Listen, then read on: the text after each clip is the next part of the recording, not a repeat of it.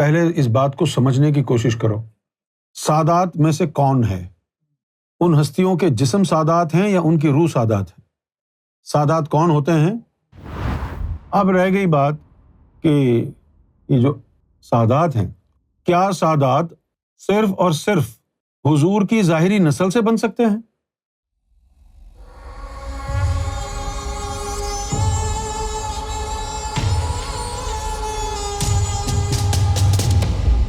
میرا سوال یہ ہے کہ سادات جو تھے وہ 7 پشتوں تک چلے، اس کے بعد ختم ہو گئے، تو پھر جو اللہ تعالیٰ نے آیت تطہیر نازل فرمائی اہل بیت کے لیے کہ میں نے ارادہ کر لیا ہے جسے پاک کرنے کا حق ہوتا ہے، تو وہ جس طرح روحیں آتی گئیں ہر زمانے میں، تو اللہ تعالیٰ نے ان کو جو پاک کرنے کا ارادہ کیا تھا تو اللہ تعالیٰ ان کو پاک کرتا گیا جس زمانے میں وہ روح آئی۔ تو یہ سادات ختم تو نہیں ہوئے؟ نہیں بیٹا، اس کا یہ مطلب نہیں ہے۔ پہلے اس بات کو سمجھنے کی کوشش کرو، سادات میں سے کون ہے؟ ان ہستیوں کے جسم سادات ہیں یا ان کی روح سادات ہے؟ سادات کون ہوتے ہیں؟ حضور کی نسل سے نکلنے والے سادات ہیں۔ تو حضور کی نسل سے روح نکلی یا حضور کی نسل سے جسم نکلا؟ روح تو سادات نہیں ہوتی نا، تو سادات صرف جسم ہی ہوتا ہے نا، روح تو کسی کی نسل نہیں ہے نا، روح تو اللہ کا امر ہے نا۔ تو وہ روح آئی، کون سی روح آئی؟ یہ سادات تو جسموں کی طرف اشارہ ہے، تو اب سادات جسموں کی طرف اشارہ ہے، تو اب دیکھنا یہ ہے کہ وہ جو جسم سادات ہے اس کی ایکسپائری ڈیٹ کیا ہے؟ سادات کیوں ہوا؟ کہ وہ جو ظاہری نطفہ آل رسول میں آیا اس میں نور تھا نا حضور کا، پھر اس کی شادی ہوئی، وہ تو نور نہیں تھا نا جس سے عورت سے شادی ہوئی، وہ تو مٹی کی بنی ہوئی تھی نا، ان سے نور اور مٹی سے جو اولاد ہوئی اس میں آدھا نور اور آدھا مٹی تھی نا، تو نور کی نسبت کم ہو گئی نا اگلی اولاد میں، پھر جو 50% نور اور 50% مٹی کی سادات تھے ان کی آگے شادی مٹی والوں سے ہوئی۔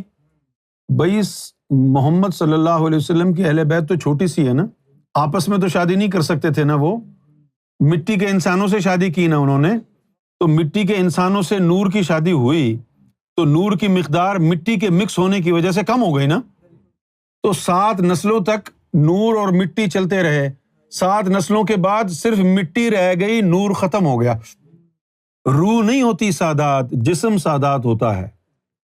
اب رہ گئی بات کہ یہ جو سادات ہیں، کیا سادات صرف اور صرف حضور کی ظاہری نسل سے بن سکتے ہیں؟ اگر ایسا ہے تو بتاؤ سلمان فارسی کو اہل بیت میں شامل کیوں کیا؟ اس لیے کیا نا کہ ایک تو اللہ نے وعدہ کیا ہے کہ آل رسول میں نور ہوگا، ان کو ہم پاک کریں گے، دوسرا یہ کہ عام مٹی کے انسان پر حضور نے کرم فرما کر اس میں نور اتنا ہی بھر دیا جتنا سادات میں تھا، تو پھر وہ اہل بیت میں شامل ہو گیا۔ یہ جو راستہ روحانیت کا، یہ جو قرآن کا مغز ہے، یہ روحانیت کی تعلیم قرآن کا مغز ہے، اس راستے پر چل کے کیا ہوگا؟ اس میں ذات اللہ کا رگڑا لگے گا، وہ نور بنے گا، وہ نور نس نس میں جائے گا، جب نس نس میں نور چلا گیا تو پھر صاحب نور ہو گیا۔ اس مقام پر غوث پاک نے کہا حضور کی حدیث کہ ہر متقی محمد کی آل ہے۔ ہر متقی محمد کی آل کیسے ہوا؟ کہ جتنا نور ان کے جسم میں تھا اتنا نور جو ہے روحانیت کے ذریعے اس کے اندر بھی آ گیا نا، پھر یہ محمد کی آل ہی کہلایا۔ اور جس میں نور نکل گیا، بھئی امتی کے اندر نور ہوتا ہے نا، وہ نور نکل گیا، خارج ہو گیا تو تم خارج ہو گئے، اور تمہارے اندر سے نور نکلا تو تم امت سے خارج ہو گئے، ان کے اندر سے نور نکلا تو یہ اہل بیت سے خارج ہو گئے نا۔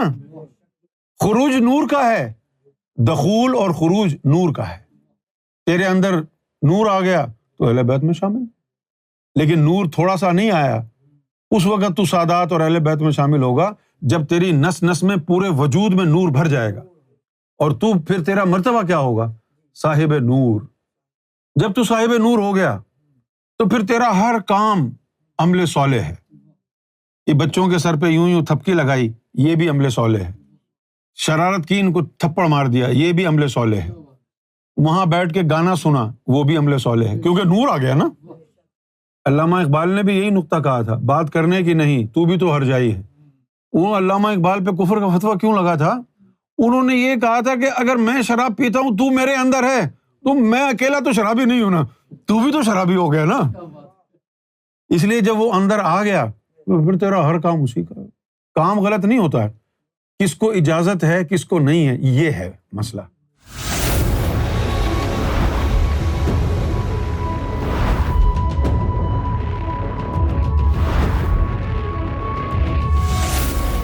Amra TV, the place to connect with God.